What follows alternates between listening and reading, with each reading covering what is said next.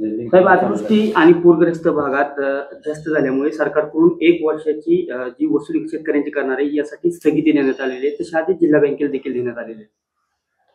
जसे की अतिवृष्टी आणि पूर याच्यामुळं काही जिल्ह्यात अतोनात नुकसान झालेले आहे.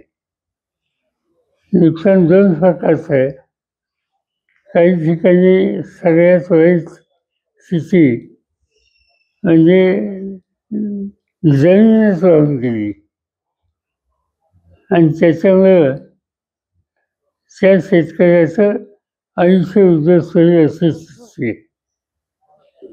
आणि काही ठिकाणी फक्त इलेक्ट्रिक मोटार किंवा तत्संबंधित साधनं आहेत ती वाहून गेली. आता यावेळेला अपेक्षा अशी होती की ज्यांची जमीन वाहून गेली, ज्यांचा इलेक्ट्रिक मोटार वाहून गेला, त्यांना काही ना काहीतरी आर्थिक मदत पुन्हा उभं राहण्याच्यासाठी करायची आवश्यकता होती. आता राज्य सरकारने जे धोरण ठरवलं त्याच्यामध्ये त्याच्या पाठीमागच्या कर्जाच्या वसुलीला 1 वर्षासाठी तरतुदी दिलेली आहे. 1 वर्षाचा हा वसुली थांबवण्याचा निर्णय तात्पुरता उपयोगी पडेल, पण त्याची गरज लागणार नाही. आणि मला असं वाटतं की याच्यामध्ये शेतकऱ्यांचं जे आर्थिक नुकसान झाले ते पाहिल्याच्या नंतर त्याची काही रक्कम ही सरकारने द्यायला हवी होती आणि काही रकमेच्यासाठी व्याज माफ करून दीर्घ हप्ते हे दिले असते तर शेतकऱ्यांना त्याची अधिक मदत झाली असते. आज ही पुरेशी आहे असं मला वाटत नाही.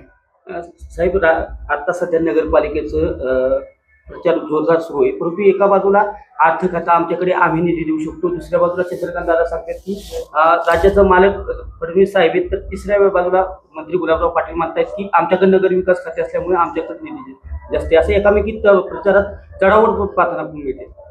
नाही म्हणजे जी काही चढाव चालली ती पैसे किती द्यायचे मत मागतो. मी कामावर नाही मागत, मी पैसे देईन, मी निधी देईन. ही काही गोष्ट चांगली नाही. म्हणजे शेवटी अर्थकारण आणून निवडणुका जिंकायच्या हा दृष्टिकोन असेल तर त्याचं भाष्य केलेलं बरं. साहेब, स्थानिक स्वराज्य संस्थेच्या निवडणुकीसंदर्भात शुक्रवारी अंतिम सुनावणी होती. नगरपालिकेच्या निवडणुकीच्या एकंदरीत चिन्ह वाटप झाले. पुन्हा एकदा ती आरक्षणाची मर्यादा ओलांडल्यामुळे शुक्रवारी अंतिम सुनावणी होती. काय स्थानिक स्वराज्य संस्थेच्या निवडणुका पुन्हा एकदा होतील का काय सांगता येते? कारण सुप्रीम कोर्टाचा अप्रोच हा फार स्ट्रॉंग दिसतोय आणि त्यामुळे त्यांचा अंतिम निर्णय या 2-3 दिवसात काय होईल हे सांगता येत नाही. साहेब, राज्यातील एकंदरीत नगरपालिकेच्या निवडणुकीत वेगवेगळ्या ठिकाणी अनेक पक्षांच्या युती पाहायला मिळतात. आपल्या पक्षाच्या देखील अनेक ठिकाणी वेगवेगळ्या युती पाहायला मिळतात. का ही स्थानिक पातळीवर परिस्थिती? असं की खरं सांगायचं जे ह्या स्थानिक निवडणुका असतात यापूर्वी सुद्धा देशाच्या वरिष्ठ नेत्यांनी या निवडणुकीमध्ये फारसं राजकारण आणू नये अशी भूमिका घेतलेली होती. आणि त्यामुळं या निवडणुकीला मला पहिल्यांदा असं दिसतंय की ठिकठिकाणी गट झालेत. ते एका पक्षाचा आहे आणि तोच पक्ष दुसरीकडे दुसऱ्या पक्षावर जातोय.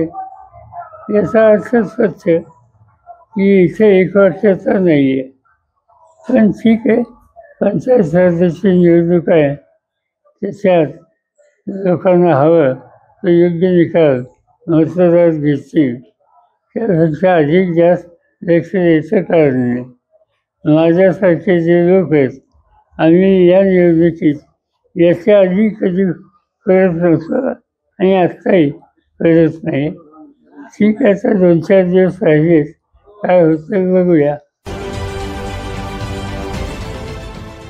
देश विदेशातील प्रत्येक घडामोडींचे लाईव्ह अपडेट मिळवण्यासाठी आता साम टीव्हीच्या सर्व सोशल मीडिया प्लॅटफॉर्मला लाईक, फॉलो आणि सबस्क्राईब करा. तसंच सर्व नोटिफिकेशनसाठी बेल आयकॉन प्रेस करायला विसरू नका.